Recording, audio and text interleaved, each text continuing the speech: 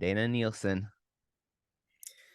What is happening, Roy? It's great to be here with you. Finally, Yeah, finally. I've man. been I've been wanting to have you for so long, and Aw. I have like a childlike smile right now because I'm telling you, like we've been talking for what 20 minutes, and I'm still super excited about Oh, that having means a lot, man. you. And yeah, you we were talking off the air, and I was starting to tell you that the way you move is kind of a testament to believing in what you do and what you're doing, and you've done things that are not short of insane. If I start naming the name dropping and stuff like that, I've probably done that in the intro, but I just wanna you've done so many things right to get to where you are right now. There have been like decisions. There have been so many things. I just want to know about your story. Where are you from? How'd you grow up? How'd you start with music? And what brought you to where you are right now? Sure. Yeah, I've always came from a musical family. My parents are musicians, not by like professionally these days, but like both, played music growing up, went to school for music. They played music through my childhood. We'd have jam sessions at the house and lots of musical friends. And I started piano at a real young age, Suzuki piano, I think when I was 5 or something like that, which I think really helped along the way in terms of ear. Having a good ear has been very helpful for me musically and technically. Suzuki is like a all by ear. I hope I'm not misrepresenting that, but it's less focused, at least in the beginning, on notation and traditional theory. Anyway, to speed ahead, I grew up playing piano and then saxophone. Started that in the fourth grade. That became my main thing all through college. Was a jazz major, performance major, jazz studies at Loyola in New Orleans. My wife went there as well. We uh, went to the same junior high and high school together outside of Chicago, and then went to college together. And she too is a musician, an amazing singer, composer, uh, does a lot of session work. That's her main focus, is like singing on albums, on films, a lot of like huge movies, Star Wars, Star Trek, Thor, La La Land, like lots of part of this like really amazing crew of very talented singers who can sight read a score, on like a scoring stage type of thing. Um, and then, yeah, so we've known each other forever, and we just celebrated our 23rd wedding anniversary, but we've been together a lot longer than that. And we have an 11-year-old daughter who's also very musical. So it's very house of music over here. We're just like a couple of freelance musical gunslingers, as we like to say. Just a lot of networking, a lot of spinning plates, wearing a lot of different hats. And yeah, we're very lucky. We each have our own studios, and we both work from home a lot, with, of course, the away stints, me for recording, her for, singing, recording, singing. And yeah. So yeah, I'm in like professionally, my goal in college was playing saxophone. And I, in college and taking electronic music and recording techniques, really fell in love with the studio, both the equipment as well as, most importantly, the the place in the studio where you get to be helpful and involved with other people's music without having to be part of it, or can I play saxophone solo on your country western song, like I have so many musical interests, so many styles. Again, with thinking back to my folks and their record collection, extremely diverse, from super pop stuff of the day to super esoteric art music, and which I love. All these different disparate genres and vibes. And so in the studio, it really felt like, oh, I can be really a part of so many different styles of music. And by learning that trade of the engineering side, which I was also immediately fascinated by, the blinking lights and the oscilloscopes and computers and consoles and sound, and just the way that productions sound just became endlessly fascinating to me. And that became a door, an open door to be a part of a lot more broader, a lot wider range of music than I would be as a saxophone player. Although I do still play, I love playing saxophone, and I do session work and play on occasional records and lots of commercials and stuff like that. So there's the spinning plates and the multiple hats bit for you. Um, just constantly like, oh yeah, I can sing on this. Okay, yeah, no problem. Or oh yeah, I can put together a horn chart. That's cool. Okay, I'll record this thing. Or you know, um, it's fun and discombobulating at times. Just doing that freelance thing, just working a lot of different projects. And fortunately, it's all in music and very fun. It's amazing, you know what? Like so many things have come up to me when as you were speaking. And one big thing is like how the journey that we go through, I say we because I feel like it's everyone, how it affects the later decisions we make. So I mean, like learning jazz in high school for me as well, Mm. it doesn't mean that I'll do jazz for the rest of my life, but for the Mhm. rest of my life I have the ear Yeah, listen for the same things. totally true. So I feel like that's what actually it's something that came as you were speaking. That's what makes us unique, right? Mm. And how do you think that your the way that you grew up to the point till the point where you're quitting per se, like you're quitting the performance thing. How do you think that it converted itself as you were going forward to recording and mixing and doing all these things? How did it? Like what was your trademark that brought you? I mean, man, like let's just say you're working with the guy that wrote this book right here Oh, that I'm your my name on my Bible. screen is that the Rick book? Yeah, yeah, yeah, yeah. The Yeah, art, the creative act, and yeah, and it's not here because you're here, by the way. It's here because this is my Bible, my creativity yeah. Bible. It's So awesome. you have done something right to get in the room with people like Adele, with people like all these people you were in with the room. I don't even remember. I just remember seeing you also in Shangri-La Yeah, in the documentary. Showtime series. Yeah, which is Hmm. sick, by the way. I recommend you Yeah, check it out. But just like you need to be to have a certain unique ability in order to be trusted to be in the room with these people. Like it's hmm, no joke. It's you've gotten to that level that people dream of being in.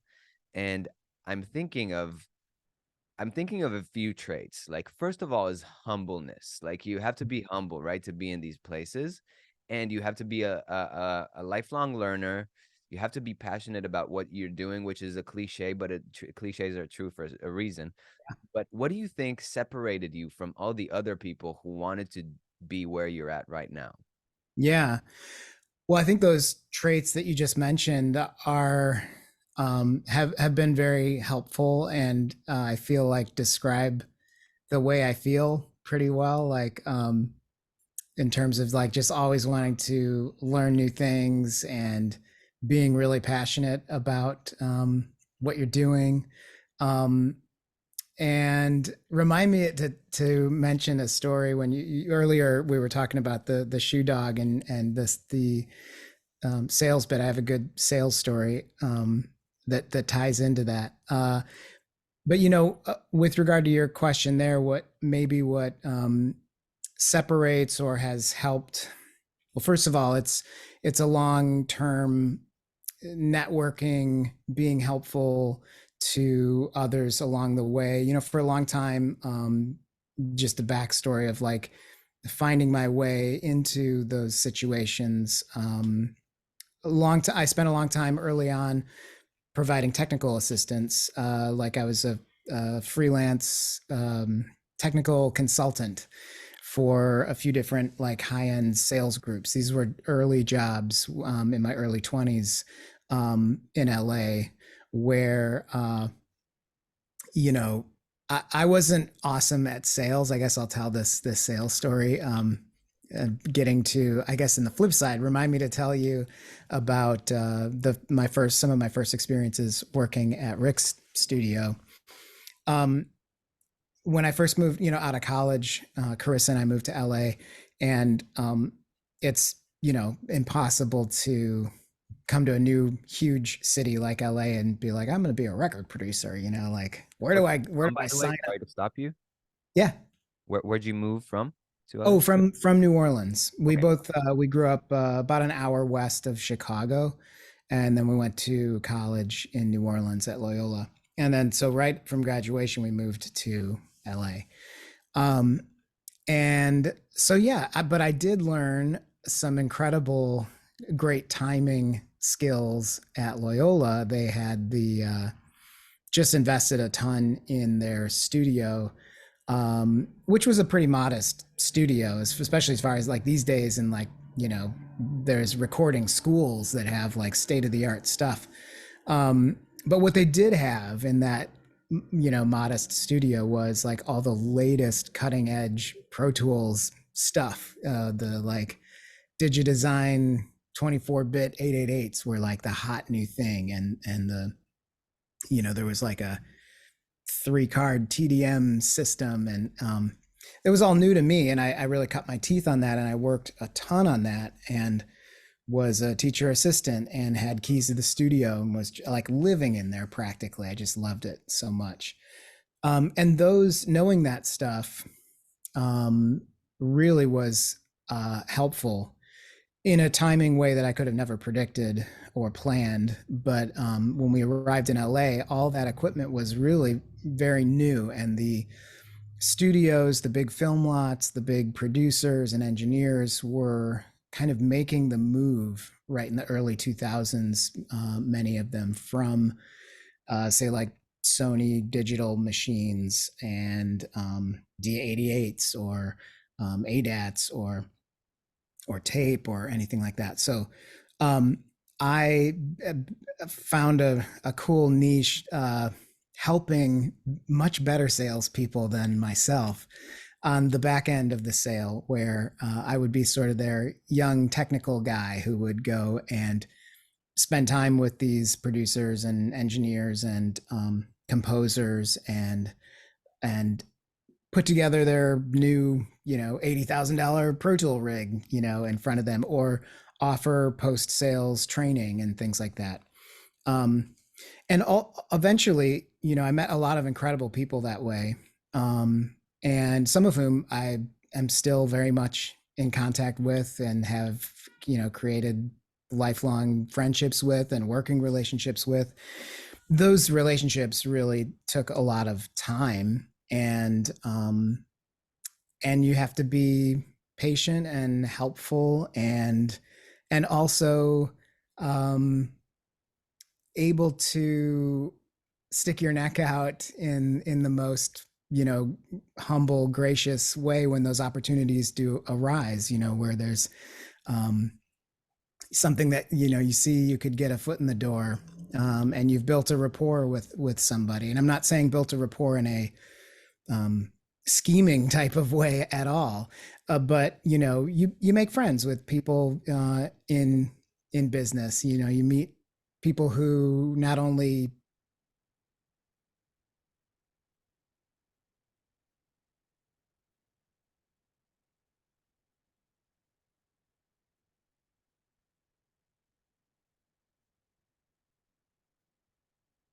who would call me often for help, even outside the scope of our initial meeting, as it were, arranged by, say, Westlake Audio, or what's now called like Guitar Center Pro, used to be outside sales, and I would help a couple of really amazing, experienced salespeople who didn't even like work on the main floor in Hollywood. It was like a separate area offices for like these high end clients.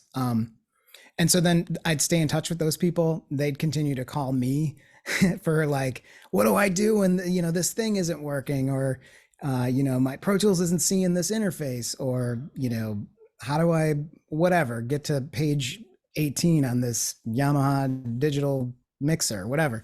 And so I was always there day and night, on my cell phone, like helping people through tricky situations. And then eventually just being like, oh, by the way, I hear you're doing this project and you're calling me from this studio, and, like, I'm here, right? Like, I would love to help you. Like, if I could ever be there, I'm there, please, so just kind of like planting that seed in someone's mind, and those seeds eventually sprouted, and those people started calling for different reasons, and offered me, like, let's see how you do.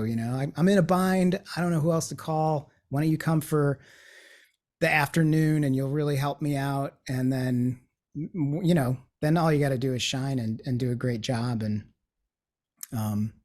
sometimes shining means like not being so shiny, just being calm and quiet and helpful only when needed, and that can really go a long way, especially in the beginning. But yeah, to circle back to your original question about what separates, or how to make, how to get in those rooms when there are so many people who would love to be there. And this isn't the answer, but it's an answer that has always stuck with me. When I first was beginning to work with Rick, at the time his production coordinator, Lindsay Chase, I first couple of weeks being there, I remember talking with her in her office, and and I was like, Lindsay, everybody, man, this is so cool, like, and this is when Rick's studio was in his house in the Hollywood Hills, and it was this beautiful, like old Hollywood, awesome house, and I'll never forget it. So many memories there. And Lindsay's office was in this, beautiful office or bedroom, like a room off the front entrance, And I was like, Lindsay, it's so cool here. Everybody is so nice. There was this staff of incredibly cool, fun, welcoming, smiling, humble people. I have chills. Like, these, I still love all these folks.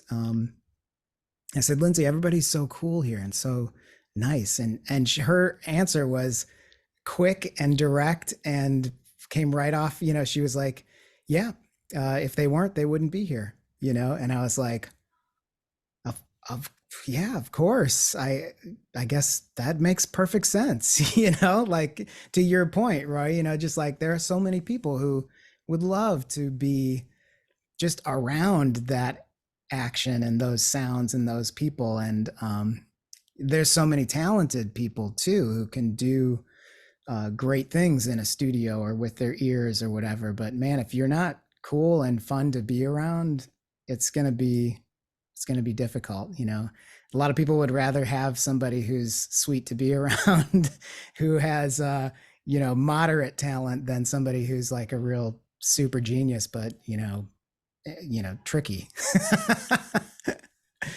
So. Tricky is a gentle word. Yeah. Yeah. Wow. What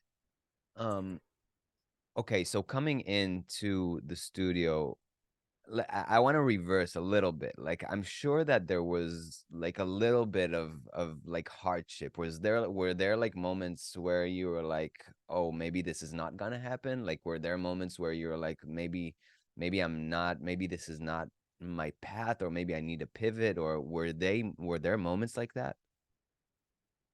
Every day. And I mean today, every day, like I think that that is just, it's part of the human psyche, or at least mine.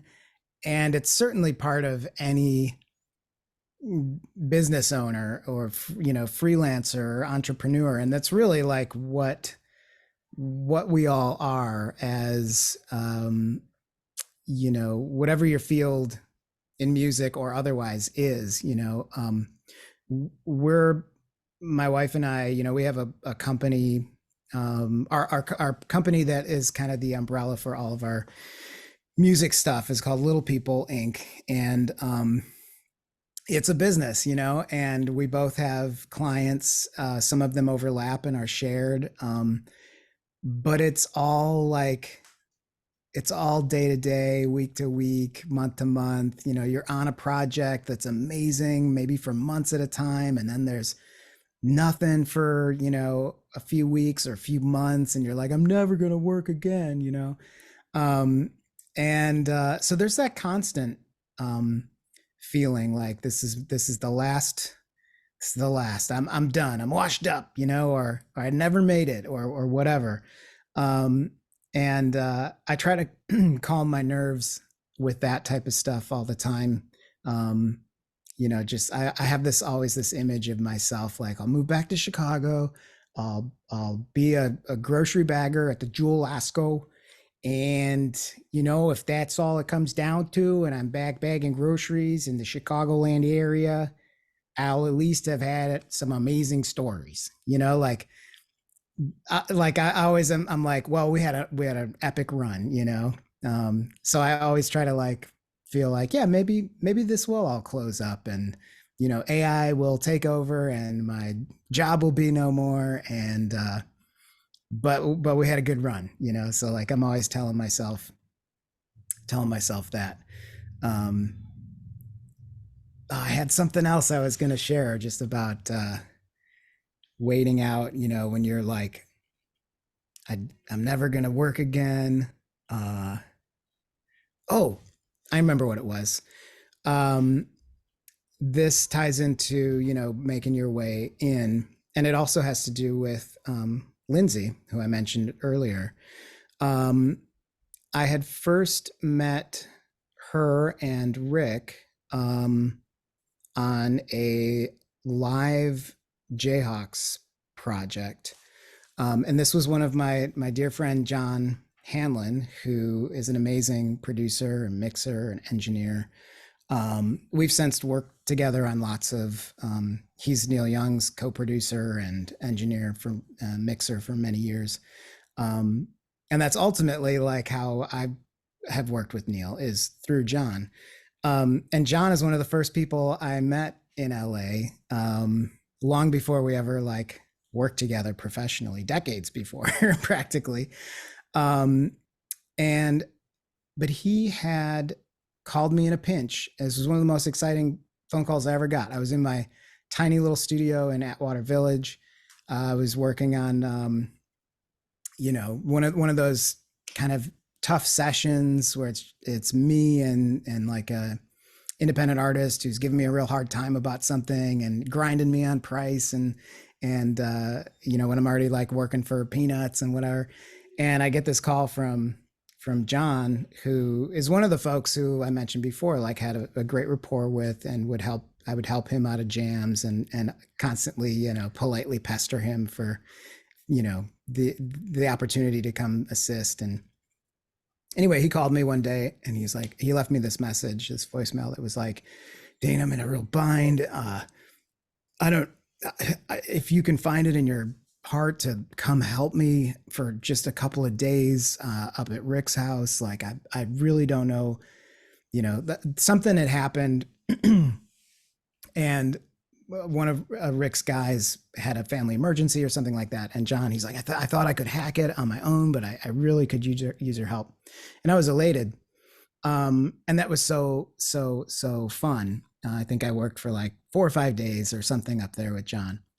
And Lindsay, when we were wrapping up, she said, "Do you can let me have your number? Would you be interested or available to come by sometime to help catalog tapes?" There were all these reel to reel master tapes around, like albums that I grew up with, and like right there, like I have chills just thinking. I remember coming in through the sort of garage entrance, and there'd be this, you know, um, shelf that had like Johnny Cash and Red Hot Chili Peppers and like, all these different like master 2-inch, things. And The so I was originals. like, Yeah. what's that? The originals.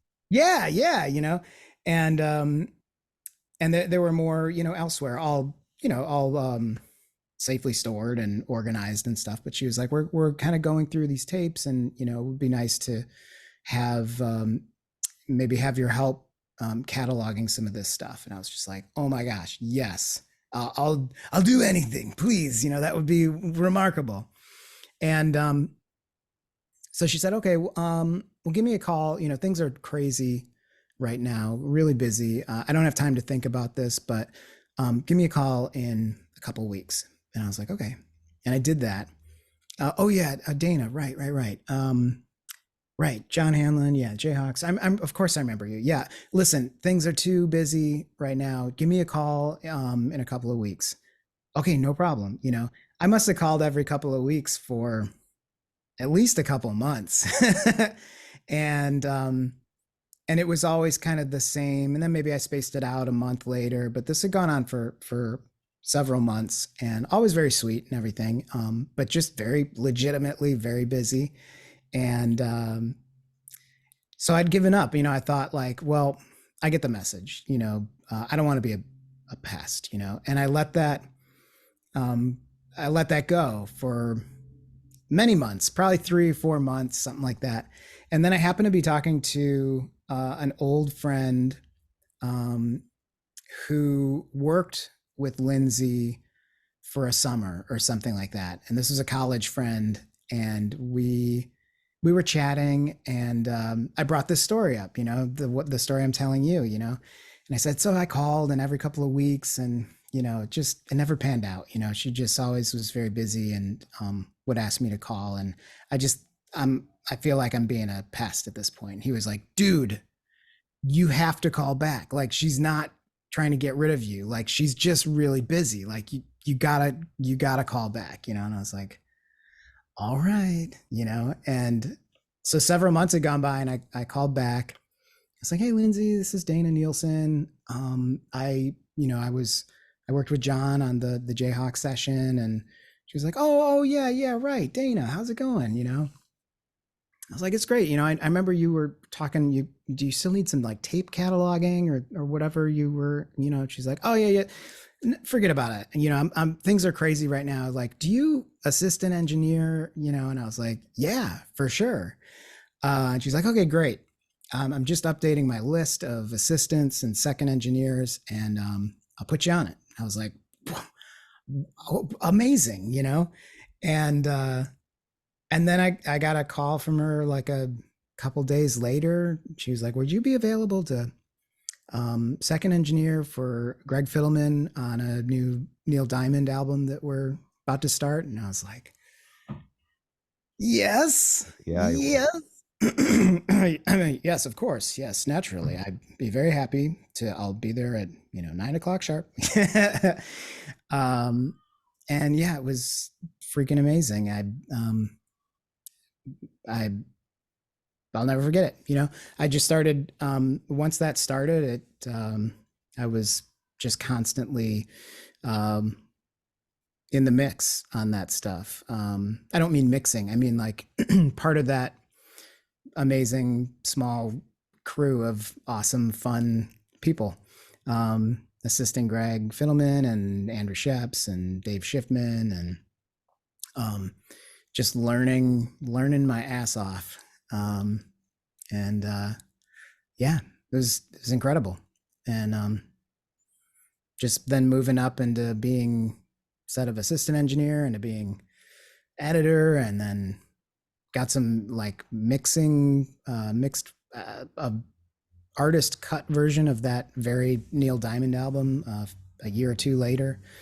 And then lead engineering and more mixing and kind of up and down and all around, and a lot of vocal comping and editing along the way. And yeah, each of those little breaks was always like overhearing a little opportunity where somebody couldn't make it, or um, you know, and being like, I can do that. Can I please do that? I promise, I know how to do it, or I'll learn fast, or, um, yeah, just always trying to let people know in the most polite, non-obtrusive way possible. Like, I'd love to do that thing that I hear you talking about. Um, yeah. Dana, how how do you bypass entitlement? What do you mean? Wait, say that again. What do you mean? How do you bypass the you know the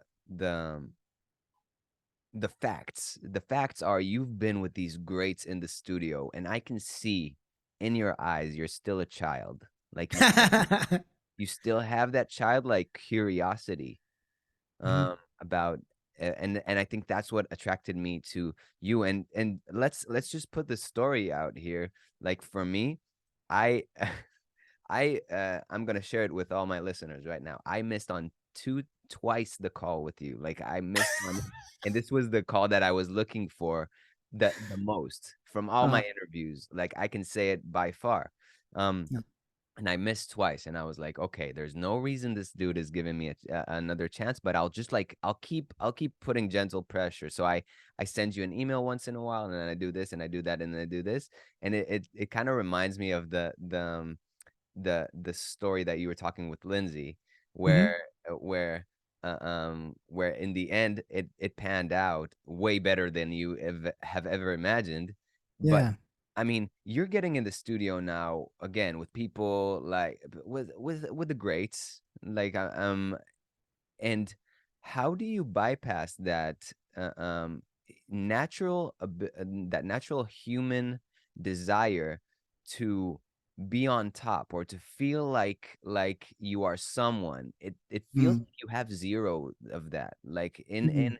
in every word you're saying, I cannot hear a single hint of entitlement. How do you bypass that?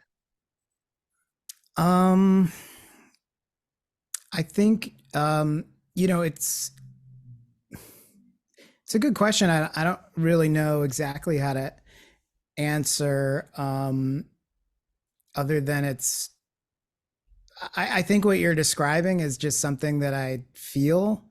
Um, I do get fired up and I guess childlike about, music and people, and um, you know, it's humbling to be around incredible musicians, and um, especially as a musician,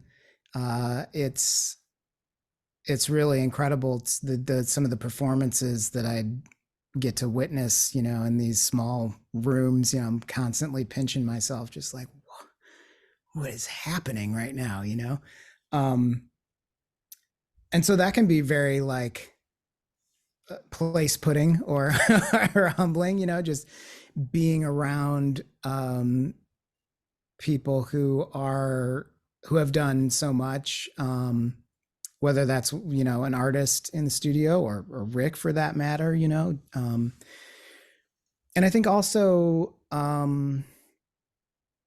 seeing that exemplified too by even Rick is incredibly refreshing. And um you know he that example has not been understated, or what, I'm not sure how I should say it. Like it doesn't. It's huge, is what I'm trying to say. Seeing somebody like him, and the way that he um, gently and humbly works with artists, big and small, um, is a really beautiful thing. That's been an amazing example in my life, professionally and personally. Um, like I was just talking the other day with somebody about, like, I love uh, this thing I've seen with Rick, where maybe we're all listening to a song in the studio, and it's hard to play something for someone like him, or any musician of certain age and caliber in the studio, that they don't know the song, or whatever. Like, oh, so there'll be moments when maybe the artist wants to play a song or reference a song, and I'll be like, oh my gosh, that song is so good, I know the song you're talking about, let's put it on, and you know we'll play a song, and the artist will be like, Rick, you've never heard this song, uh and whereas, like, I feel like I would fall into an easy trap of feeling like, inside being like, I should totally know this song. Like, I feel bad that I don't know this song. Like, oh, I think I've heard it. Yeah, I know. Yeah, I know this song. you know, Whereas, like, Rick, in this wonderful, honest way, will just be like, no, I don't know this song. Like, and even though everybody else in our human way will be like, oh my gosh, I can't believe you don't know this song. Like, he just owns it. And I think that's great, to be honest and open, about what you don't know, or like what's a new experience to you that maybe is old to somebody else, or that as a song that they've grown up with, or that culturally we take for granted, as like, everybody knows this episode of Seinfeld, like, I haven't seen that one. I don't know, um, so yeah, I like stuff like that. The courage to be comfortable in your own skin and your own experience of the arts, especially, to be like, no, I don't know that famous piece of work that you're talking about, but I'd love to hear it. And like, oh, I see why everybody loves this. It's beautiful, like, I can't wait to listen to it again. Um, I think that's just a healthy and refreshing way to be. Wow. I, I'm I'm getting the chills from this because again, like I'm it's something I'm definitely grappling with. The Mhm. need to know things, the need to Yeah. feel like I am of value. And if not, it's like I think it's also like an ancestral it's an ancestral mechanism in the brain where if I'm Mhm. if I don't know something or if I'm not prepared for the piece of information that is coming my way, maybe the tribe will, will ban me or whatnot. Yeah. Yeah. The ability to bypass that and be able to say no, I actually don't, but please let me hear that. I Yeah. would love to watch that Seinfeld actually instead of Yeah. oh yeah, that one, yeah, I Yeah. Yeah. and coming out of it exactly as dumb as you came into it, It's like true. so I mean that's a huge superpower. I feel like you've tapped into, and there's a lot of stoicism in your mental state, in my opinion. Because and to those who don't know, stoicism is a philosophy by the Greeks and the Romans that is basically very conserved and humble. I would describe it. I would go read Ryan Holiday's stuff and Meditations by Marcus Aurelius and all these kinds of amazing books. But also, Stoicism is a way of looking at things. Where was I going with this? Where it's the ability to observe obstacles as obstacles. And you were speaking like I don't know 30 minutes ago, you were saying that every day you have the thought of quitting or going back or saying I had a hell of a run, or AI being like the end all be all or whatnot. But the ability to say, tomorrow I may not have a job, tomorrow I may be in a completely different place. The ability to say these things without attaching, and that attaches to Buddhism as well, but it's just the ability to say these things and to know that today, if I don't create music today, I'm not an artist today. Like for them, as we're speaking about, like there's an amazing interview with Tim Ferriss and Derek Sivers, Mm, who the founder of CD Baby, yeah. who sold it for 20 million and donated the money. And Mm, super interesting, where he speaks to, I mean, are you a rapper, or and then if you say yes, then what do you do to enforce it? Because if you wrote your last rap um 2 months ago, then you're not a rapper. Sorry, like you may have been a rapper 2 months ago, but are you a rapper today?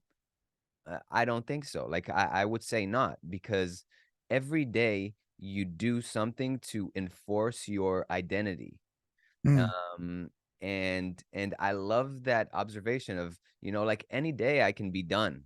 Like mm, this is to me the key of keeping a fire, a healthy fire going. and mm, and I really hear it and see it in what you're saying, and that's why I'm really so excited to be talking about this kind of thing with you. mm, And I know that you've gotten into like the sync space, like mhm. um and I would love to hear your take about you, because you're listening to so much music, and you're also giving consultations, which I'm probably gonna take you on it for that as soon, because I have friends who actually, I have a friend who already contacted you, but I have way more coming. And Oh, yeah, yeah, yeah. yeah, and I would love to see, like, are there things that you see people constantly doing, that are kind of, I wouldn't say pet peeves, but you see that they can do better on their trajectory to becoming better in in mixing, and also in being an artist, because you have all these tools that you've accumulated. It's a very jam-packed question. I can break it down for you, but just let. Yeah. Yeah. So, are there things that I see people doing in who want to be better at mixing? Yeah, Is like, that the are there question? things that you see, what are the main things that you see people doing the wrong way? Let's say, not because there's no wrong way, but things that could be improved, that you see that are recurring patterns. Yeah, Does that make more sense? I think so. Yeah. Um, one of the things that I see and love to dispel or dissuade folks from falling into is things that are too complicated. Like I'm always trying to simplify um, the work. Um, Not, I guess the process too, but what I meant initially by the work was the song, like the music at hand, and the process of mixing it or producing it. Um, so sometimes when I'll work with a one-on-one client who's trying to mix better or something like that, and I'll take a look at their sessions. It's pretty common that sometimes they've been on forums and they've watched videos and they're doing amazing diligence, like trying to learn, um, and things will look so overdone or overcomplicated, or um, I've learned about parallel compression, and so I've got all these different compressor chains, and you know all those compressors also have mix knobs, and they're set to 50% or whatever. Like, I'm typically, when I'm working with somebody like that, um I'm usually like, let's break this down to the fewest parts, like, don't worry about any of this parallel stuff, don't worry about any master fader stuff. Like, how do you make a compelling mix with the fewest components possible? That's a real thread that really I've learned from Rick, and just is so good, um, because it really makes you focus on what holds the song together and save anything else for later, to help build the arrangement when needed. And I think the same applies to mixing. Getting a good foundation with the fewest ingredients is the way I start every mix. And while I might have some helpful track presets that I've built, or templates that have all kinds of fancy routing and effects chains and things like that that I'll go to often, none of that stuff is turned on, and it's just there for a quick use. You know what I mean? Um, so it's a lot of fun to both identify that in a student who is making things way too complicated, because it's fun to tell somebody like, oh my gosh, you can go about this so much easier. Let me show you. Like, let's get rid of all of this stuff. And because it's not helping, or I can show you how to use like one of these things and get way more out of it than you were. And that's going to be not only healthier for your CPU if you're worried about that type of thing, but it's also going to be easier to keep track of in your head. And once you start mixing for other people, like I'll tell people all the time, whether they're a producer or a mixer or a songwriter, you can use whatever software you want, have whatever method to your madness that you like. If you want to record, in FL Studio and print auto tune through all your stuff and put ozone on every track, go for it. And I'm sure the end result will sound awesome. Like, I'm not knocking any of those products or things, but I'm distinguishing that the idea that, like, if you're mixing for another artist, it's a different thing. Like, you have to be able to take notes and know how to make subtle changes to each of those tools to get the desired outcome for the client. And so that's where this sort of session management and having a streamlined system, knowing what each of your effects chains is doing and how to manipulate it to get the result that you want, and then later on to adjust per the client's request and stuff like that. So a lot of my work, whether it's for my own projects that I'm writing or for someone else's project that comes to me as a mixer, um, after the creative part is done and the mess is made, and I say mess lovingly, I'm not, making fun of any of that. Like, it's the best way to create. Just do, like, I don't follow any of these rules when I'm creating stuff. I'll make a mess. Like, I definitely name tracks. Like, let's call that a baseline. I don't like any audio O1s in my sessions, but um, that's time to make a mess. But when it comes to mixing, especially if you're mixing for other people, uh, I find it really fun and mind clearing, to clear everything out and start with the basics and hide a bunch of, make an act of anything that's unnecessary. Certainly mute and pull down faders on things and sort of discover the bare essentials. So to circle back and give the shorter version, I think one thing that I see a lot of is people who've read too many uh, blogs and think it needs to be a lot more complicated than it needs to be. 100%, man. I've before seeing you on Pensado, I've Mm. watched all his stuff, and just I feel like, again, the technical things that he speaks to and that he did for Michael Jackson or Beyonce or whoever he worked with, um it's relevant to that specific project. So I feel like taking everything with a grain of salt. I love, like, as you were speaking, I was thinking about all the comparisons between which software is the printing better. Like people print from Ableton and then FL and then Pro Tools, and then they go in Pro Tools it sounds like this, but in Ableton it sounds like this, and all it sounds to me is like a bit of a maniac kid, which is trying to figure out everything and the in and outer works of everything. But that has to be separated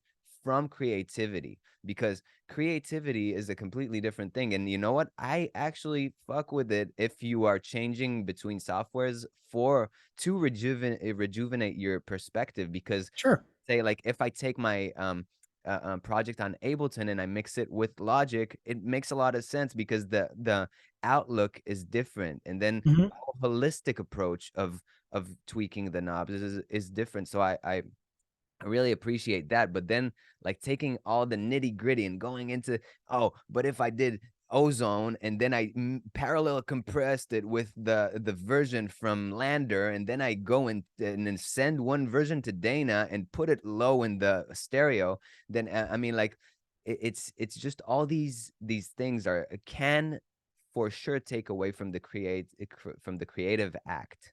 Yeah, they can be traps of the mind. A creative And trap. It should be yeah. Rick's next book. Yes. And I love dispelling that stuff. And to each their own, but I yeah, I don't buy into the different softwares sound, the ones and zeros sound different over here than over there or whatever. Um, Even if that is a provable case, it doesn't matter because you're using your ears to and the tool that you're using to achieve the result that's in your head.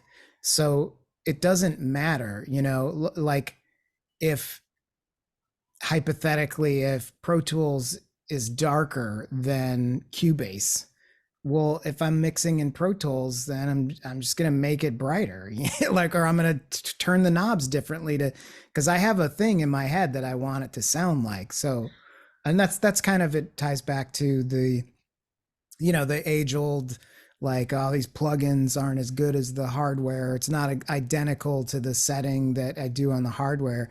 To me, I'm like, man, I don't care. Like, it's still fun to play with and it still gets a result that I like. Like, I don't care that, the input output knobs on this 1176 plugin don't make it sound exactly like that. It doesn't matter, like, is it compressing it? Uh-huh. Does it sound cool? Uh-huh. Does it get to the end result? Yep. Like, it's kind of a moot point to me, all of that stuff, because it's really just what you're hearing in your mind as the end goal, and whatever you have to do to get it there, is fair game.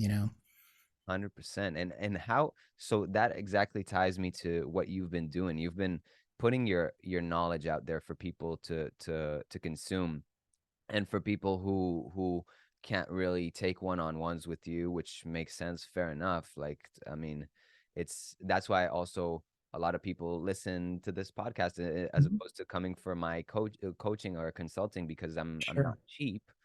And then and I feel like you've put out the information. I haven't done it yet, but I feel like you're way more qualified to speak about it than me. Then what is what is going on in these courses that you've just put out? Because I still haven't pulled the trigger, and I'm considering it myself. So Oh, that's awesome, man. Yeah, there's a couple of things I've been working on. The one, like, recent one was with studio.com, and it's called Natural Vocal Production, and it's 11 and a half hours long. And it's me taking 6 raw passes of my friend Josh Dell's vocal and guitar at the same time. and showing you how I comp and tune and mix and master and basically like it doesn't cover the recording part. Like I had him do that, and he was like, should we do you want me to record the vocals separately? And I'm like, no way. Do you want me to like, should I do it to a click? And I was like, no way. Like give me the most difficult task that I often deal with, and well, it did make for like a longer process and a longer course for that reason. Um, the reason I wanted to do it that way is like if you can tackle those obstacles, then doing stuff when it's isolated into a click is like a piece of cake.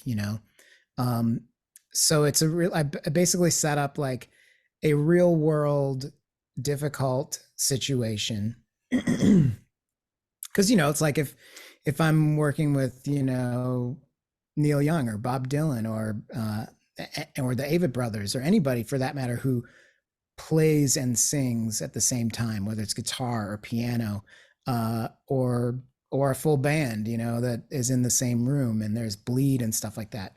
Um, it's not my place to tell them like, no, we need to isolate everybody and get everything to a click. Well, we might eventually decide that that might yield the result that everybody agrees is going to be best. It's never the place to start. And more often than not, having the artist feel most comfortable playing and singing the song the way it came to them initially, presumably that wasn't with a click in an ISO booth listening back to the guitar. Although, of course, there are millions of incredible songs written that way. But what I find especially difficult as an editor, engineer, producer, is when somebody it's like, no, just go out in that room and do your thing. Let there be bleed. Each pass is going to be slightly different tempo, or maybe they speed up and slow down because you're following the muse of that song. You're like, the choruses pick up a little bit and then there's this bridge that slows down a little bit. And like, I don't want to strap you to a click for that.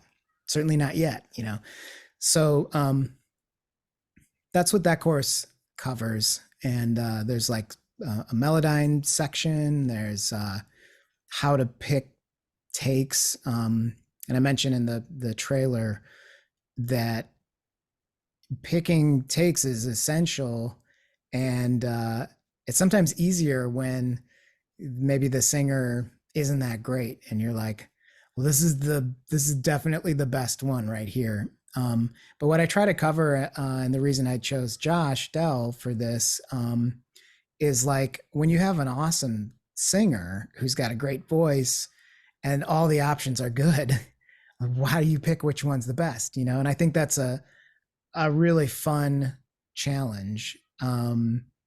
And I've been lucky to be in that position a lot, like Dana, here's like, 8 passes of Adele, like put a comp together. It's like, well, these are all freaking awesome. And so like just learning how to identify what sounds like a record, what is the most engaging, pull at your heart, make your, hair stand on end sort of performance stuff. Sometimes it's not even the best in tune, it's like and that's why we use tools like Melodyne at times, not because somebody can't sing, but because at times there are takes that just have all of the most gut-wrenching emotion that are just perfect, except the tuning got a little funny at the end or something like that, but man, you have to, this is the one because it's the best long note that they held in this chorus here. It's just got all the gristle and soul that you could ever ask for, and the other ones are more in tune and they're technically perfect, but this one, this weird, hairy little stepchild of a long note in the, what, like that's the one, So like we just need to shine up the little, the little riff at the end, or whatever. Um, so yeah, it's really about like listening for the good stuff and being confident in your choices. Yeah, so it's cool. There's a lot of comping, a lot of tuning, and then of course when you're working with bleed, tuning things becomes a real challenge because you tune the vocal, but the bleed that's in the guitar is not tuned, and so you can hear it. So I kind of cover a lot of the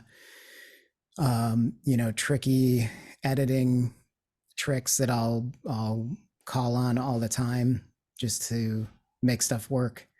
And then there's mixing and a little bit of like basic mastering, just this sort of faux mastering stuff that I do for all my mixes. So it's been cool. It's been a really great experience working with Studio, and that's a platform that Carissa and I both have spent a lot of time on over the years. They've got incredible courses, and we've bought and taken a ton of them over the years.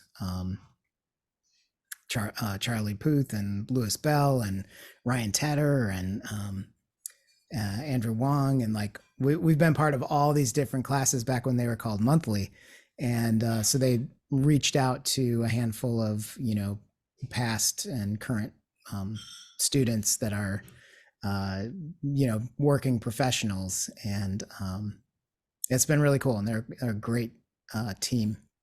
So yeah, I have that, and I also have been building a whole course on my own, different courses on my own site that isn't yet open to the public. That's called mixprotege.com, and that is a space that I'm using to train my assistants in the ways that I set up my sessions for mixing and more tuning, and basically like turning my one-on-one in-person training that I've done many times over the years onto video, so that it's time consuming, and then when somebody's still learning it and they don't have something right here or there, instead of spending time again in person, I can reference different videos and stuff like that.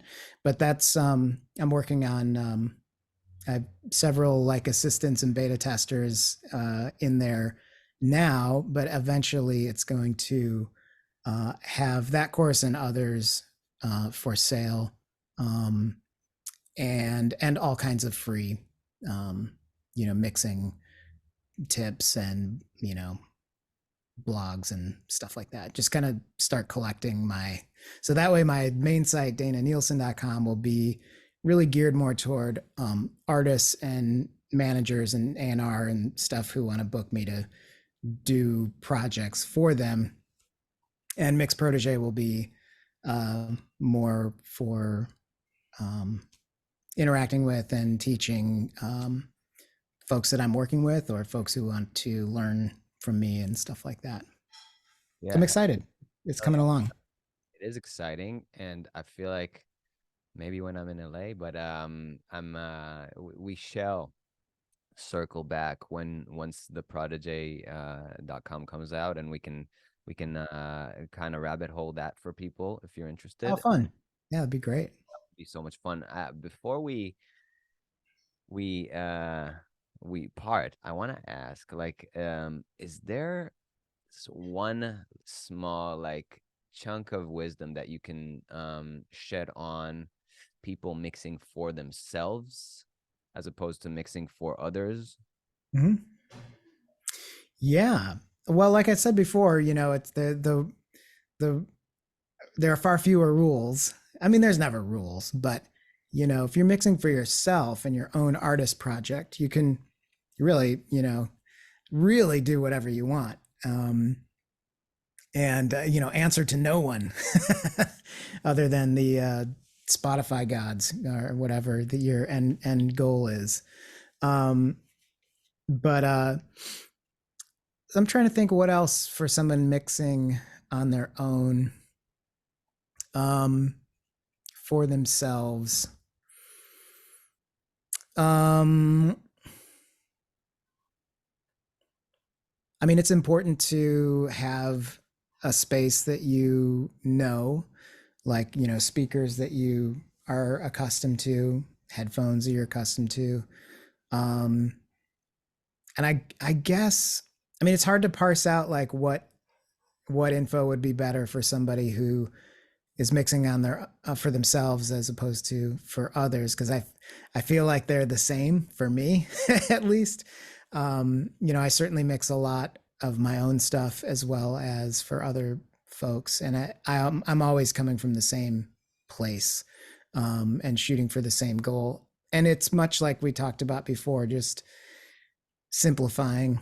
um, Make all the mess in the world while you're creating something, and then when you're ready to mix it. And I know that mixing and creating will dovetail, especially when it's your project.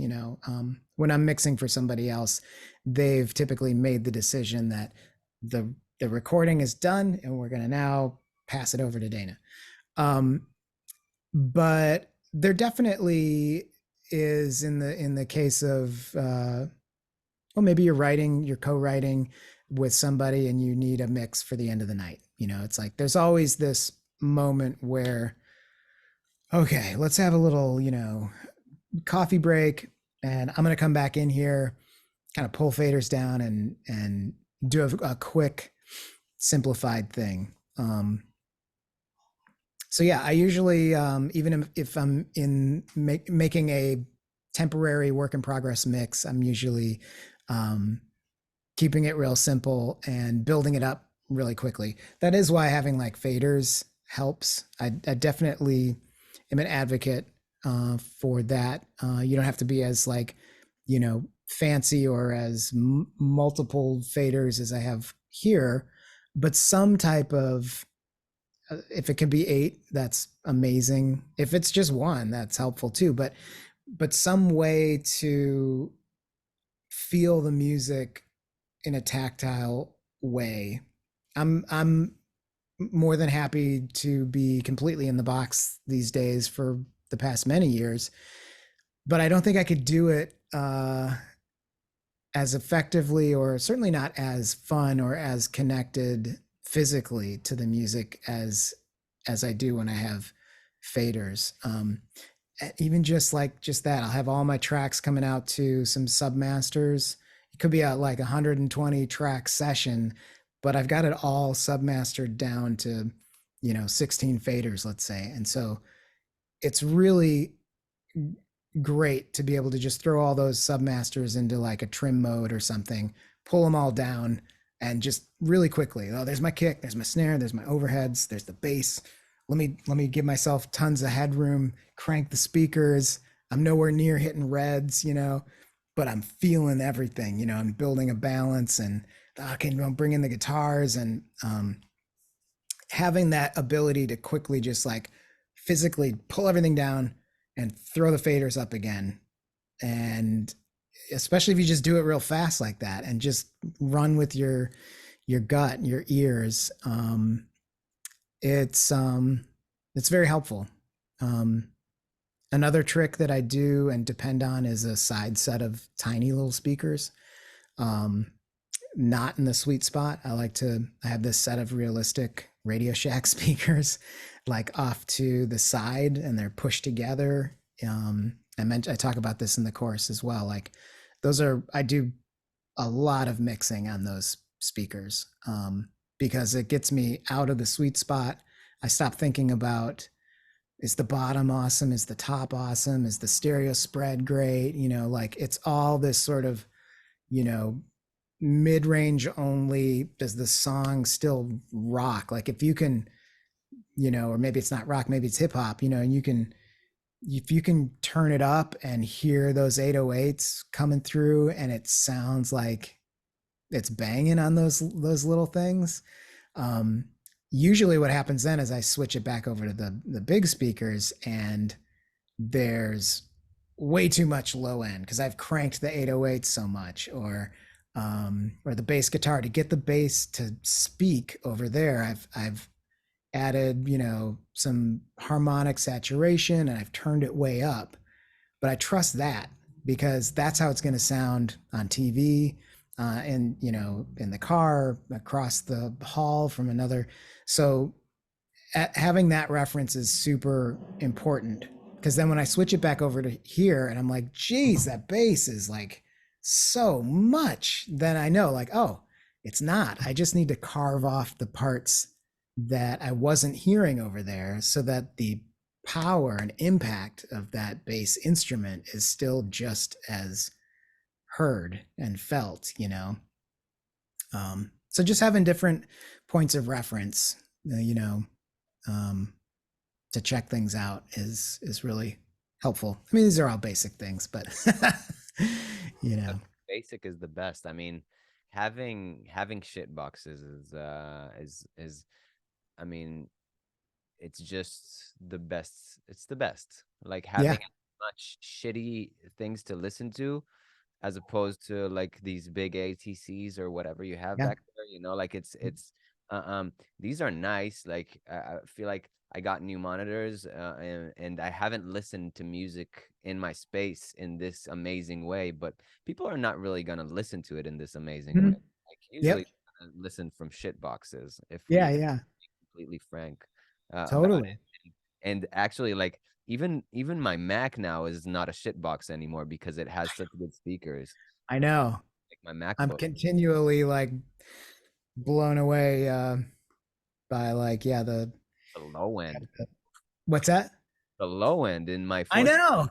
it's like crazy. It's the sub comes out better than in my speakers sometimes. Like it's really tricky, and I think you're touching on a point where, you know, if a track can sound amazing through like a floating JBL or whatever the Right. whatever the hell they have right now, the smallest things, if it can bang Mhm. through that, if it can make you knock, like if it knocks, if it slaps through that, then you're doing something right for sure. And yeah, it's the whole conversation is coming to that, like being able to continuously learn yourself into new things, and having rules to break. Like, yeah, you can have this vocal template, but you eventually that vocal chain is for you to be able to work within. So Mhm. creating like little constructs so you can actually break the rules in these constructs is something Mhm. that is so huge for me. And the things that you were speaking to are just like simple but priceless. This interview is priceless for people and for me as well, because mixing is definitely one of my areas that I want to get better at, and I'm sure that other people too. Yeah.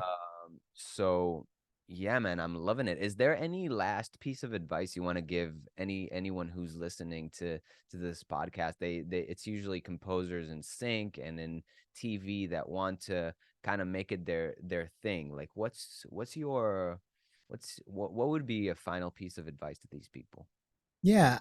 I would say, continuing on the mix tip, uh, I hear a lot of people say that, I like the way my stuff comes out, but I don't know what I'm doing, like, uh, and my answer is always like, you're doing it then, like you don't have to know all this technical stuff, if you're getting the result, but yeah, but I don't really know how a compressor works. Who cares? If you like how it sounds, like you're doing it, that's literally like all I'm doing the same thing, like I'm just moving things around until I think it sounds right. And I might be able to like speak the language a little easier if I'm talking with another engineer person about certain frequencies, or the knee on this compressor versus that compressor or whatever. But like I don't really care about any of that stuff. It helps, it's language that's helpful to articulate things, just like music theory is a very useful language of music, but it's not music, you know, like, so if what you're making feels right and sounds right to your ears, that's all you need to know, you know? And it's literally all each of us is doing is playing around with knobs and faders to achieve that magical thing that's in our heads. So don't be ashamed about not knowing, you know. Just keep learning, keep rolling with it. And if anything seems too complicated, it probably is. Yes. Yes. Wow. By the way, I'm gonna look into things with faders because I connected so hard with what you were talking about, like feeling the music and having faders to as opposed to as opposed to scrolling can Yeah. be so can be so eye-opening in my opinion because a lot of the times all a track needs is just some gain staging and being able to hear things in a way that's not in front of the screen. So yeah, I'm Yeah. gonna look into that. And And the just the relationship, because, you know, I've mixed uh yeah, I've mixed like number one Billboard albums with just a mouse, you know, but it's so much more fun and easy when you can use multiple digits because music doesn't happen on one fader, you know, it's all an interplay. And so just like, you know, to be able to ride a vocal while you've got your other hand on, you know, the bass, or even you're mashing things around subtly as it goes, you know, like it's everything is reacting to everything else. And so um it's just quicker, it's more fun, and you feel it. You're connected to it in a physical way that is really meaningful. 100%, man. Thank you so much for coming on. Yeah, thank you, Roy. I'm still in this initial excitement, and I just want to commend you for coming on, and I'm so happy we got to do this. Me And too. Me yeah, too. Yeah, thank you so much for having me.